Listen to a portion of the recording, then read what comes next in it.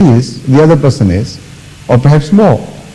He is also dying because of lack of energy. Yet you try to give him a bunch of chilled grapes, and if you insist, he may slap at your face and say, "What the hell are you doing to me? I can't tolerate the very concept of anything sweet or anything edible at all. I don't want to eat anything. I don't want to drink anything." Now, the situation is the same, but the same thing is hell for someone and heaven for another person. And then he says that how the soul would develop and how the same process would create hell and heaven for various people of various degrees. He goes on to propound that those people who love their Lord God here, who know Him, who do good acts, when they go to the other world, they come closer to their Lord, closer to those realities which they loved even before. So they will enjoy them much more than previously. But those who cannot hear the name of God or goodness, or who enjoy bad things, if they are totally deprived of those bad things, suddenly, that would be hell. For instance, even a person who is addict of hashish, it's a bad thing, of course. Yet you just immediately break him off from that hashish, and you see what hell he suffers. So he explained all these things based on a religious truth, not from his own self, but it also speaks very highly of his intellectual and spiritual heights. How before him for 1300 years, various scholars had been reading all these verses generation after generation, and none before him could reach those wonderful explanations which are satisfying both to mind and heart. Now, if you compare this with any other man-made philosophy or any other religious concept of life after death and hell and heaven, then you will realize where he stands, how different he is. Thank you. Thank you. Yes, please.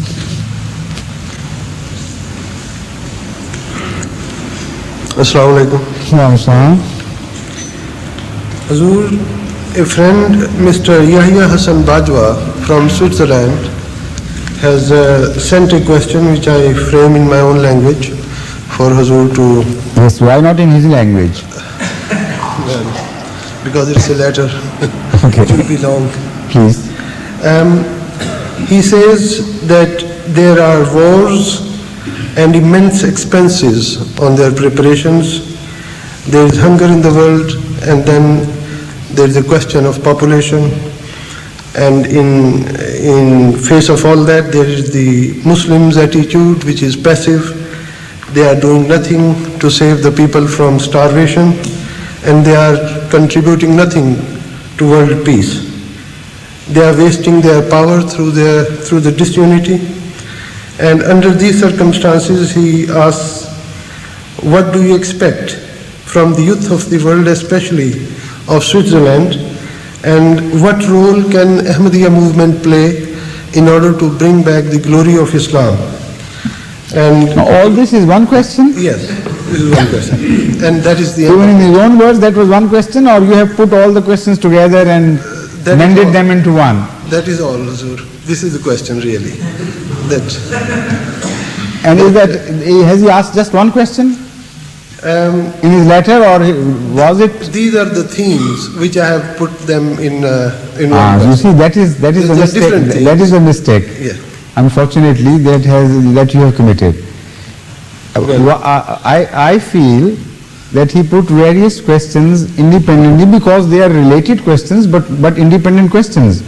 So you have mended them, molded them together into one ball of questions. Otherwise, I wouldn't be permitted to Why ask don't all you these questions. separate the threads one after the other and we'll take it up one after the other, please. Hazur, Right? So, the first part of the question. Is wars and the immense expenses. Yes. What is the attitude of Islam and Ahmadiyya? That's a good question. Yes, yes.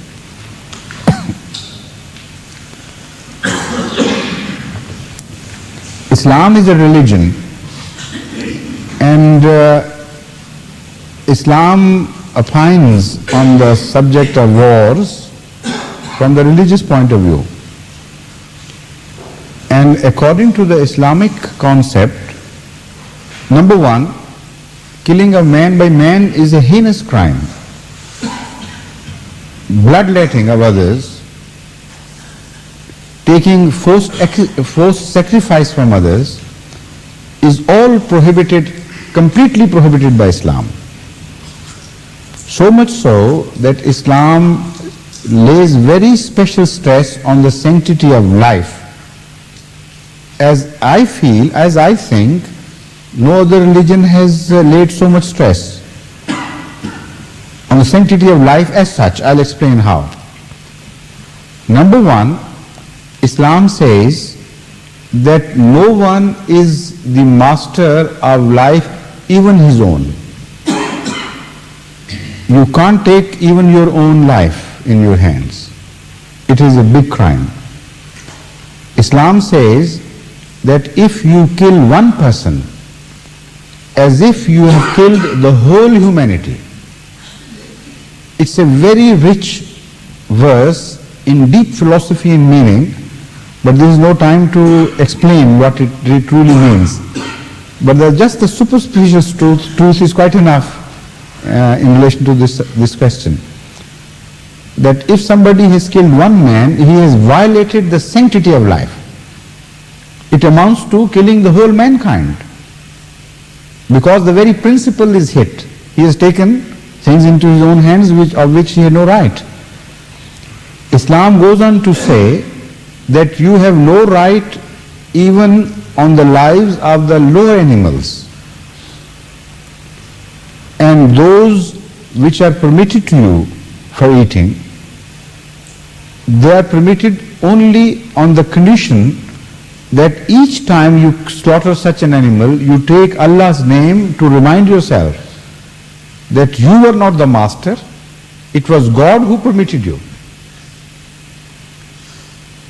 Then Islam claims that there is no coercion in religion, and with one stroke does away with the concept of coercion and use of sword in religion. Of religious wars, it says that the Muslims are only permitted to defend themselves after they have been wronged for a very long period without any rhyme or reason, without any cause of offense. They are only permitted after they have been turned out of their homes. And the only crime they committed was that they claimed there was no Lord but Allah. Allah was their Lord and their master and sustainer. This was their crime. And the sword has already been raised against them, and they are being slaughtered.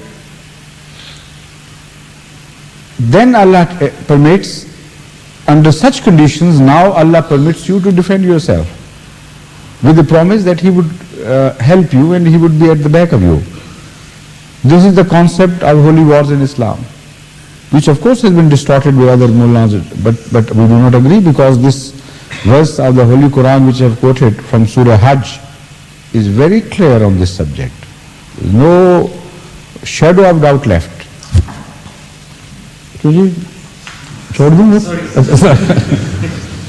Anyway, this is the sanctity of life. How such a religion looks on the wars of whatever nature they be and the causes.